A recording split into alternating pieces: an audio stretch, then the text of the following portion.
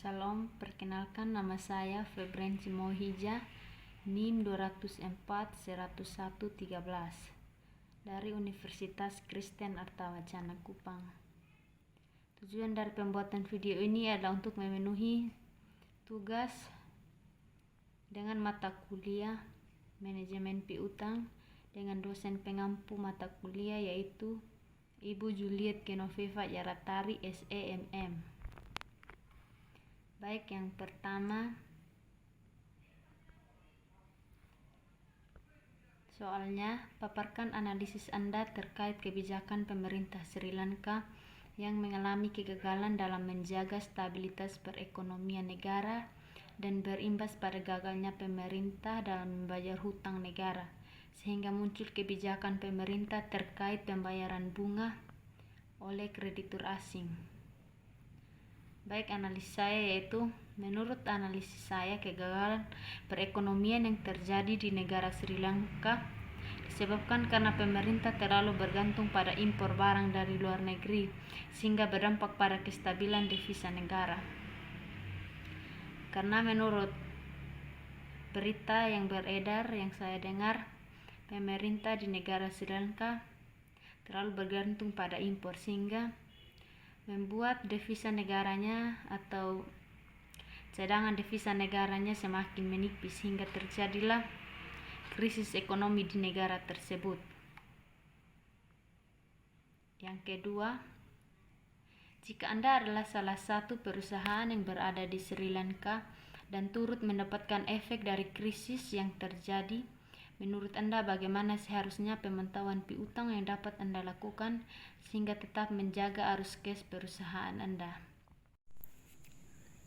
Baik, jika saya adalah perusahaan yang berada di negara Sri Lanka, maka langkah pertama yang akan saya lakukan adalah pertama yaitu mempercepat piutang.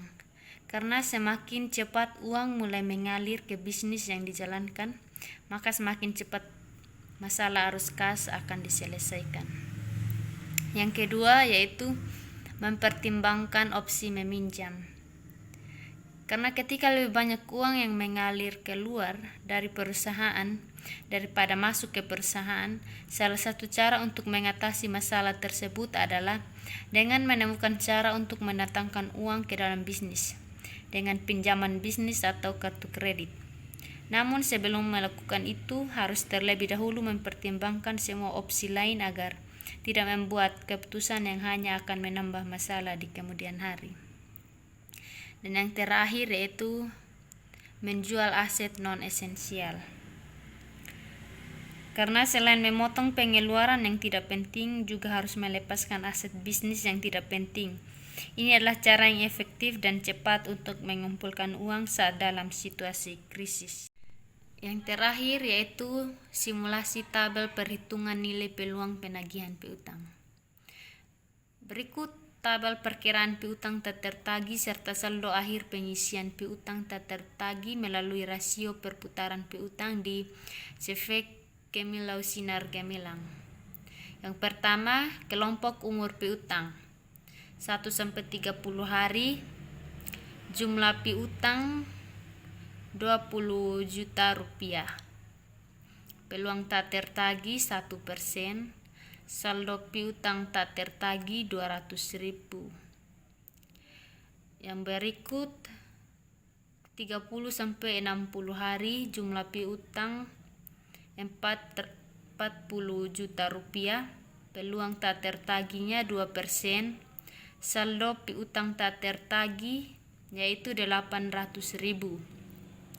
Kelompok umur piutang yang berikut yaitu 60-90 hari, jumlah piutangnya 80 juta rupiah, peluang tak tertagihnya yaitu 5%, saldo piutang tak tertagihnya 4 juta rupiah. Dan kelompok umur piutang lebih dari 90 hari, jumlah piutang 200.000 rupiah, peluang tak tertagihnya 7%, saldo piutang tak tertagihnya 14 juta rupiah. Total semua saldo piutang tak tertagihnya yaitu 19 juta rupiah. Jadi untuk mencari peluang tak tertagih, kita bisa hitung dari saldo piutang tak tertagihnya yaitu 200.000 dibagi jumlah piutangnya 20 juta dikali 100, maka didapatlah peluang tak tertagihnya 1% yang di kelompok umur piutang 1-30 hari ini.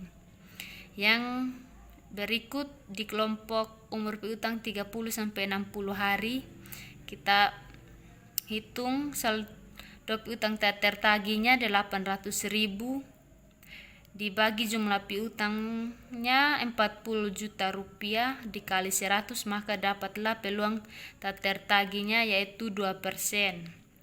Yang berikut kelompok umur piutang dari 60-90 hari, jumlah kita mencarinya yaitu dengan menghitung saldo piutang tak tertagihnya 4 juta rupiah dibagi jumlah piutang yaitu 80 juta rupiah dikali 100, maka didapatlah peluang tak tertagihnya 5%. Kelompok umur piutang yang lebih dari 90 hari, saldo piutang tak tertagihnya 14 juta rupiah dibagi 200.000 dikali 100, maka dapatlah peluang tak tertagihnya yaitu 7%. Demikian hasil kerja saya. Sekian dan terima kasih.